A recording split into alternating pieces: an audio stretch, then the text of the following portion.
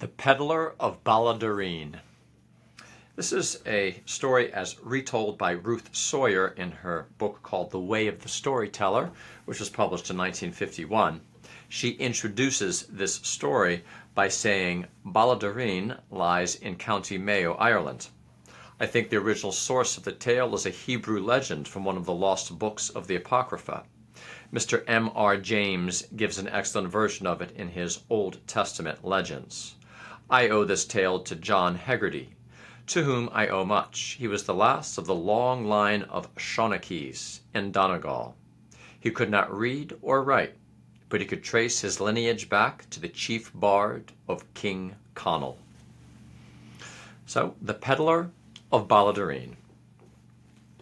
More years ago than you can tell me, and twice as many as I can tell you, there lived a peddler in Ballaghadereen.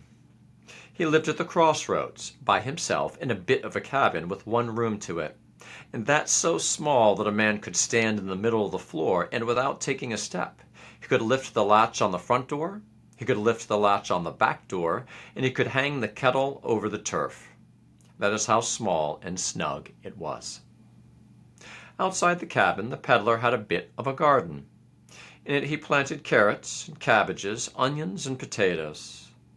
In the center grew a cherry tree, as brave and fine a tree as you would find anywhere in Ireland. Every spring it flowered, the white blossoms covering it like a fresh falling of snow.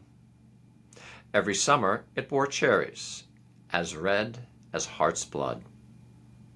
But every year, after the garden was planted, the wee brown hares would come from the copse nearby, and nibble here and nibble there, until there was not a thing left, barely, to grow into a full-sized vegetable that a man could harvest for his table.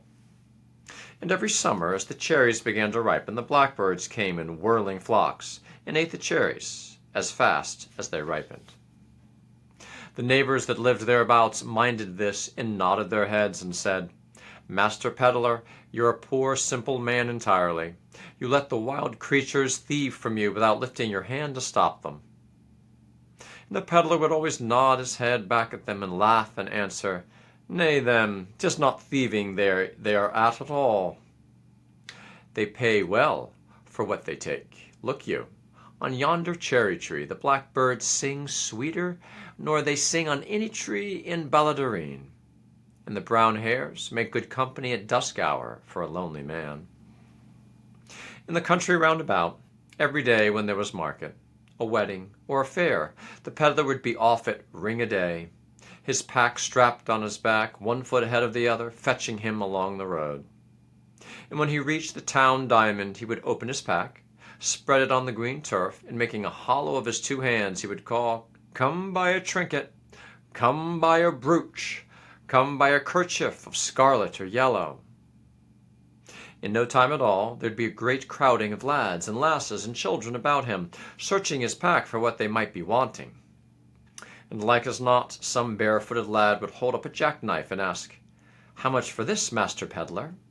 And the peddler would answer, "Half a crown." The lad would put it back, shaking his head dolefully. "Faith, I haven't the half of that, nor likely ever to have it." The peddler would pull the lad over to him and whisper in his ear, "Take the knife. 'Twill rest a deal more easy in your pocket than in my pack." Then, like as not, some lass would hold up a blue kerchief to her yellow curls and ask, "Master Peddler, what is the price of this?" And the peddler would answer, 1 shilling 6 pence. And the lass would put it back, the smile gone from her face, and she turning away. And the peddler would catch up the kerchief again and tie it himself about her curls, and laugh and say, "Faith, there it looks far prettier than ever it looks in my pack. Take it with God's blessing." So it would go, a brooch to this one, a top hat to that. There were days when the peddler took in little more than a few farthings. But after those days he would sing his way homeward. The shrewd ones would watch him passing by and wag their fingers at him and say, "You're a poor, simple man, Master Peddler. You'll never be putting a penny by for your old age. You'll end your days like the blackbirds, whistling for crumbs at our back doors." Why, even the vagabond dogs know they can wheedle the half of the bread you are carrying in your pouch. You're that simple. Which likewise was true. Every stray, hungry dog knew him the length and breadth of the county. Rarely did he follow a road without one tagging his heels, sure of a noonday sharing of bread and cheese. There were days when he went abroad without his pack, when there was no market day, no wedding or fair. These he spent with the children, who would have followed him about like the dogs had their mothers let them. On these days he would sit himself down on some doorstep, and when a crowd of children had gathered, he would tell them tales, old tales of Ireland, tales of the good folk, of the heroes, of the saints. He knew them all, and he knew how to tell them, the way the children would never be forgetting one of them, but carry them in their hearts until they were old. And whenever he finished a tale, he would say, like as not, laughing and pinching the cheek of some wee lass, "Mind well your manners, whether you are at home or abroad, for you can never be telling what good folk, or saint, or hero you may be fetching up with on the road, or who may come knocking at your doors. Aye, when Duarmuid, or Finn, or Ocean, or St. Patrick walked the earth, they were poor and simple and plain men. It took death to put a grand memory on them. And the poor, the simple, and the old today may be heroes tomorrow. You never can be telling, so keep a word for all, and a gentling hand." Often an older would stop to listen to the scraps of words he was saying, and often as not he would go his way, wagging his finger and mumbling, "The poor simple man, he's as foolish as the blackbirds." Spring followed winter in Ireland, and summer followed close upon the heels of both. And winter came again, and the peddler grew old. His pack grew lighter and lighter, until the neighbors could hear the trinkets jangling inside as he passed, so few things were left. They would nod their heads and say to one another, like as not, his pockets are as empty as his pack. Time will come with winter at hand when he will be at our back doors begging crumbs, along with the blackbirds. The time did come, as the neighbors had prophesied it would, smug and proper, when the peddler's pack was empty, when he had naught in his pockets and naught in his cupboard. That night he went hungry to bed. Now it is more than likely that hungry men will dream. The Peddler of Ballaghadereen had a strange dream that night. He dreamed that there came a sound of knocking in the middle of the night. Then the latch on the front door lifted, the door opened without a creak or a cringe, and inside the cabin stepped St. Patrick. Standing in the doorway, the good man pointed a finger, and he spoke in a voice tuned as low as the wind over the bogs. "Peddler, Peddler of Ballaghadereen, take the road to Dublin town.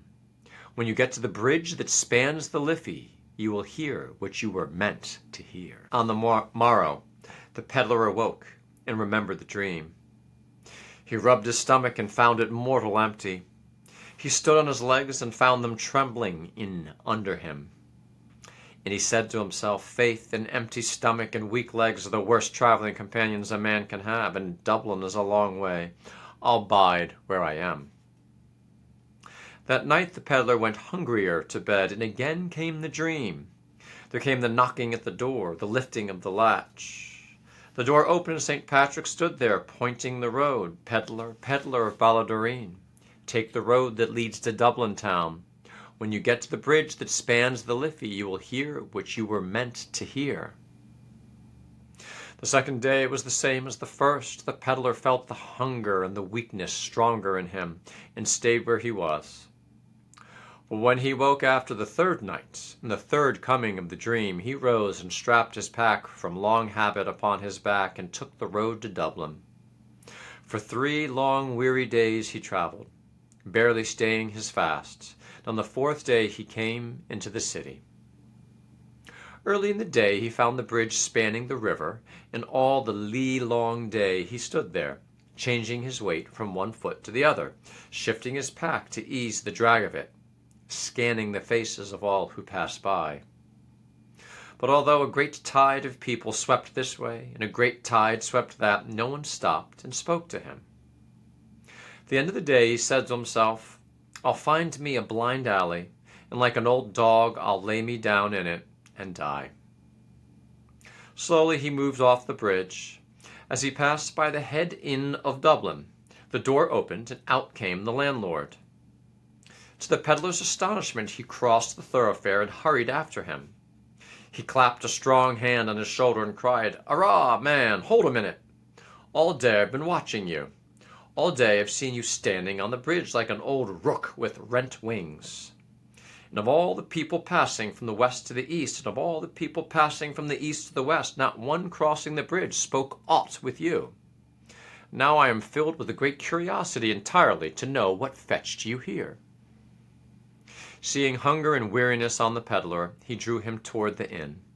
Come, in return for having my curiosity satisfied, you shall have rest in the kitchen yonder, with bread and cheese and ale. Come. So the peddler rested his bones by the kitchen hearth, and he ate as he hadn't eaten in many days. He was satisfied at long last, and the landlord repeated his question. Peddler, what fetched you here? For 3 nights running I had a dream, began the peddler, but he got no further. The landlord of the Head Inn threw back his head and laughed. How he laughed, rocking on his feet, shaking the whole length of him. A dream you had, by my soul, a dream. He spoke when he could get his breath. I could be telling you were the cut of a man to have dreams, and listen to them.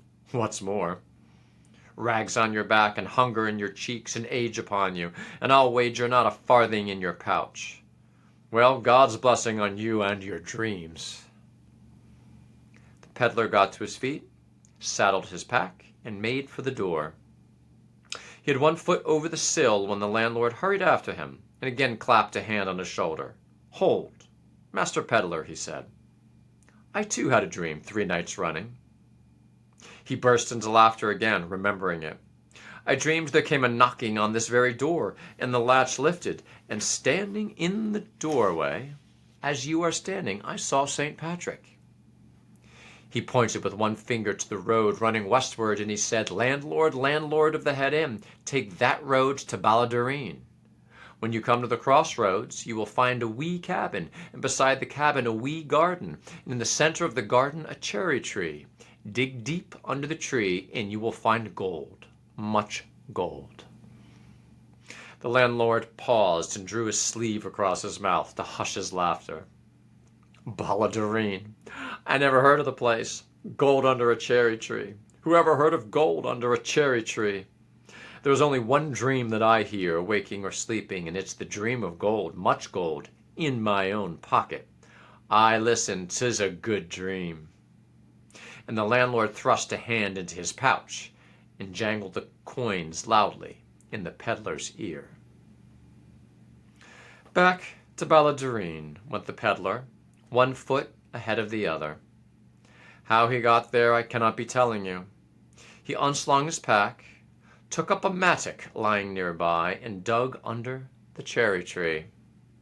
He dug deep, and felt at last the scraping of the mattock against something hard and smooth. It took him time to uncover it, and he found it to be an old sea chest, of foreign pattern and workmanship, bound around with bands of brass.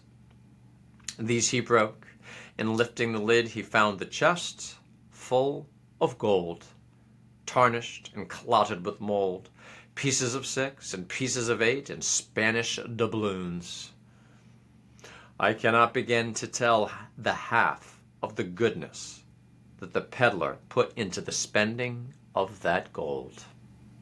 But this I know. He built a chapel at the crossroads, a resting place for all weary travelers journeying thither. And after he had gone, the neighbors had a statue made of him and placed it facing the crossroads. And there he stands to this day, a pack on his back and a dog at his heels. The Peddler of Ballaghadereen.